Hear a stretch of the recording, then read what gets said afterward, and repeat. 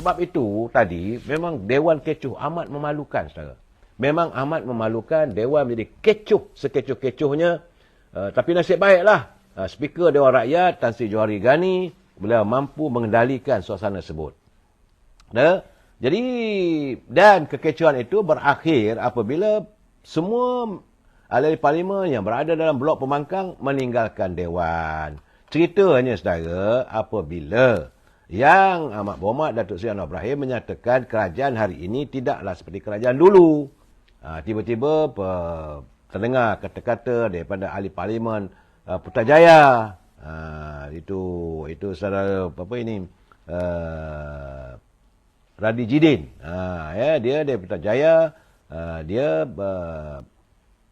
mungkinlah dia mencelah, tapi bukan dia bangun, dia mencelah begitu saja. Jadi Datuk Anwar Ibrahim terpanggil untuk memberi komen. Dia kata kerajaan sini bukan macam dulu. Macam Putrajaya tu. Jadi tiba-tiba itu kenyataan itu. Dia sudah bangkit. Ya Tuhan. Hanya kerana itu saja minta tarik. Jadi speaker kata, kalau boleh, kalau kamu tak puas hati, mula-mula speaker minta penjelasan Datuk Seri Anwar Ibrahim. Datuk Seri Anwar Ibrahim mengatakan, dia tidaklah mengatakan individu tertentu, tapi dia menjelaskan kerajaan hari ini tidak seperti kerajaan terdahulu, seperti Putrajaya. Putrajaya dulu adalah wakil rakyat dan pernah jadi menteri kerajaan terdahulu, saudara. Itu maksudnya. Tapi bila diminta penjelasan, tak diterima, minta suruh tarik balik kenyataan itu. Sama-sama degil lah, saudara, saya tengok. Perdana Menteri degil, dia pun degil, akhirnya bertelagah. So, jalan yang terbaik sepatutnya buatlah satu surat bantahan. Buat satu usul.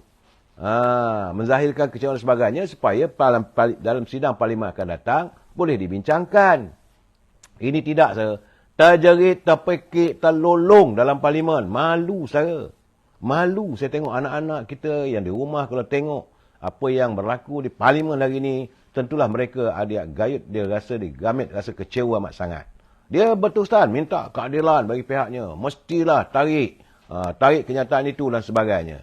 Dan Datuk Seri Anwar Ibrahim dia kata tak ada, dia takkan tarik. Dia dah bagi penjelasan. Akhirnya, speaker dah bagi warning 5-6 kali. Dia kata gitulah kadar untuk menyelesaikan masalah. Bahawa Datuk Seri Tan Sri Johari memutuskan supaya Radi Jidin ini diperintahkan keluar dari Dewan. Bila seorang dah kena Dewan, maka tiba-tiba semua ahli-ahli pembangkang yang lain pun turut serta. Sebab itu saya merasakan, ini bukan pertuduhan saudara, tapi saya melihat acuan. Dari awal lagi Datuk Seri Anwar Ibrahim berucap saja, sudah ada gangguan. Memang mereka berasa untuk mengganggu. Tapi tahulah, Datuk Seri Anwar Ibrahim dia redah saja, dia bukan peduli apa pun. Sebab pada dia yang penting adalah soal masalah rakyat. Kemaslahan rakyat yang penting. Jadi mereka ganggu itu. Masa dia bercakap soal ekonomi pun diganggu. Cerita tentang pemberian. Sama ada sebenarnya subsidi, isu beras pun ada gangguan. Memang tujuan mereka untuk mengganggu. Kalau mereka ikhlas untuk mendengar penjelasan daripada Yang Amat Perdana Menteri, tentulah benda ini tidak sampai ke tahap pada hari ini. Keadaan yang amat memalukan, saudara. Begitu juga apabila Datuk Seri Anwar Ibrahim menyatakan, dia menjelaskan, saudara, dia kata bahawa dia tidak campur tangan dalam isu keputusan mahkamah yang memutuskan pembicaraan Datuk Seri Zahid Hamidi ini DNAA dilepaskan tetapi tidak dibebaskan, iaitu discharge not amounting to acquittal. Itu keadaannya. Jadi mereka menuduh Datuk Seri Anwar Ibrahim campur tangan. Sebab itu beliau mengatakan saya bukan macam kerajaan terdahulu. Apakah mereka merasakan saya seperti kerajaan terdahulu? Atau apakah mereka mahu saya bersikap seperti kerajaan terdahulu? Iaitu eksekutif menguasai badan kehakiman. Saya tak buat benda begitu. Bila ditoal lagi, sebab dia menjelaskan bahawa dia kata memang dia mengaku bila saja keputusan dibuat oleh Pendawa Raya, memang dia ada berhubung bercakap dengan peguam negara yang dulu, bukan yang sekarang. Itu dia kata peguam negara yang dilantik oleh waktu era Tan Sri Muhyiddin. Bukan zaman dia. Kemudian dia bertanya kenapa diputuskan keputusan itu pada hari itu, iaitu sebelum pilihan raya, pulai dengan simpang jeram. Tapi pegawai negara kata dia dah tak ada masa lagi sebab dia pun dah akan bersara, so dia putuskan lebih awal. Jadi dia kata pulanglah, dia kata. Itu saja dia kata. Tapi Maulana mengatakan Datuk Seri Anwar Ibrahim lah mengarahkan. Dia kata dia tak ada. Sebab itu dia kata berikan saya bukti bahawa saya mencampuri urusan sepanjang perbicaraan Datuk Seri Zahid Hamidi. Saya tak ada. Itu kenyataannya saudara. Macam tu dia mengatakan, memang ada kes, dia kata. Ini janganlah kita menuduh sembarangan, dia kata. Sebab ada kes seperti Siti Aisyah. Ada kes tertuduh sakit. Keputusan Peguam Negara, discretion. Itu budi bicara dia. Tapi kenapa buat tuduhan melulu dan kurang sompan hingga sanggup menyerang Perdana Menteri? Itu yang dikesalkan olehnya. Sebab itu ditanya, apa bukti saya campur tangan? Peguam Negara itu, iaitu Tan Sri Idrus, adalah Peguam Negara yang dipilih ketua yang berhormat. Dia bercakap pada Syed Saddiq lah. Bila Syed Saddiq membangkitkan persoalan itu. Dan saya tak tukar apa Peguam Negara itu. Selepas itu, saya dituduh berbincang untuk menggugurkan kes Datuk Seri Ahmad Zahid Hamidi. Saya tanya, apakah alasan kuat untuk mahkamah memberikan DNA terhadap Datuk Seri Ahmad Zahid Hamidi? Kemudian Suruhanjaya Pencegahan Rasuah Malaysia menyatakan, siasatan diteruskan dan kalau ada bukti tambahan, maka akan diteruskan pendakwaan. Itu kenyataan beliau waktu dia menggulung petang tadi. Sepatutnya isu ini tak dibangkit pun. Sebab kerana hari ini, kita nak dengar ucapan penggulungan, kajian separuh penggal, iaitu rancangan Malaysia ke-12 yang dinyatakan oleh Datuk Seri Anwar Ibrahim sebagai bagi pihak Kementerian Kewangan. Saya tak jadi macam-macam yang timbul. Jadi beliau mengaku kecewa dengan sikap ahli parlimen pembangkang yang berterusan menyerang Perdana Menteri. Lebih-lebih lagi berhubung perintah DNAA ke atas Datuk Zahid. Jadi dia yang disalahkan. Jadi walaupun tanpa mengenepikan pertikaian berhubung ke itu, Perdana Menteri berkata tidak wajar beliau dihukum dan dilabelkan sebagai munafik seperti mencampuri urusan legislatif. Saya tahu katanya ramai tak puas hati dan mereka beri pandangan seolah ini satu-satunya kes prima facie. Banyak katanya kes prima facie yang mana saya berikan contoh, termasuklah ahli parlimen sebelah sana pun ada juga yang dilepaskan. Jadi janganlah dijadikan satu kes ini satu kes besar. Banyak kes besar lain tapi tak dibangkitkan pun katanya. Dan soalnya mengapakah pembesar yang hartawan tak dengar pun? Adakah kerana dia bantu kita? Dia beri bantuan dan sebagainya. Itu persoalan yang dilontarkan oleh Anwar Ibrahim. Jadi apa yang berlaku dalam isu DNAA itu, Datuk Seri Anwar Ibrahim menafikan sama sekali dia tidak campur tangan. Itu urusan mahkamah, urusan Peguam Negara. Saudara.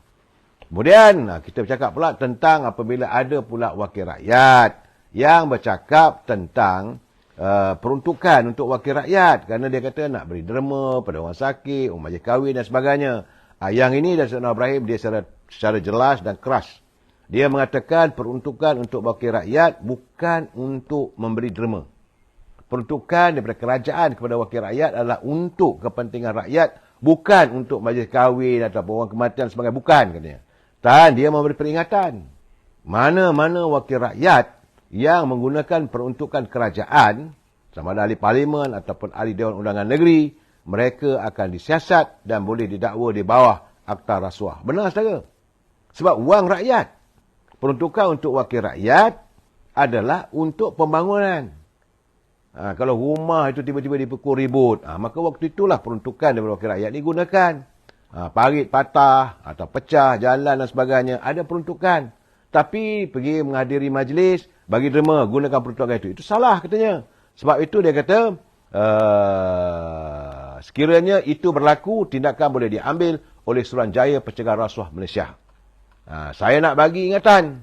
Wang ni kalau digunakan untuk bagi orang kahwin dan sebagainya, kita akan ambil tindakan oleh SPRM. Tak boleh beri guna peruntukan wakil rakyat untuk tujuan itu. Saudara, sebelum itu ahli parlimen Ketereh, Datuk Khalil Makno, dia mendakwa beliau terpaksa menggunakan duit sendiri untuk memberi sedekah ketika hadir majlis kematian dan kawasannya. Dia juga dilaporkan bahawa pejabat pusat khidmatnya juga tidak dapat buat operasi kerana tidak mempunyai peruntukan untuk berbuat demikian. Jadi Anwar Ibrahim kata, kalau soal pejabat untuk memastikan wakil rakyat itu berfungsi, bincanglah dengan Kementerian Kewangan. Bukan main tuduh melulu katanya. Dan akhirnya saudara, pada petang tadi sekitar jam 6, saya ingat. 6 petang, kajian separuh penggal rancangan Malaysia ke-12 yang melibatkan penambahan shilling sebanyak 15 bilion lagi telah pun diluluskan sebulat suara di Dewan Rakyat melalui undian suara. Kelulusan itu menjadikan jumlah keseluruhan peruntukan untuk rancangan Malaysia ke-12 adalah sebanyak 415 bilion. Rancangan Malaysia ke-12 yang diluluskan oleh Parlimen pada 21 Oktober 2021 merangkumi 3 tema, iaitu 3 tema, 4 pemangkin dasar dan 14 pemacu perubahan. Isnin lalu, Perdana Menteri Datuk Anwar Ibrahim membentangkan kajian separuh penggal rancangan Malaysia ke-12 dengan menyatakan kerajaan akan membelanjakan sepenuhnya peruntukan 400 bilion di bawah rancangan 12 dan menambah siling sebanyak 15 bilion lagi. Jadi ertinya saudara, dalam tempoh ini setengah tu dah belanja pun. Jadi wang kerajaan mesti mendapat kelulusan Parlimen. Jadi dia minta tambahan selepas beliau bentangkan pada hari Isnin lalu dan telah pun diluluskan hari ini. Dia katanya anjakan baru bermula dengan menoktahkan kemiskinan tegar untuk menyelesaikan masalah asas prasarana dan keperluan asas rakyat, termasuklah memperbaiki sekolah, klinik daif, menjamin bekalan air bersih serta menerajui ekonomi Islam. Saudara, sejumlah 151 ahli Dewan Rakyat menyertai perbahasan berhubung usul kajian separuh penggal yang ke-12 mewakili pelbagai kementerian-kementerian yang terlibat. Jadi semua menteri-menteri pun dah menjawab. Saudara, mereka telah pun menjawab semalam dan hari ini, saudara.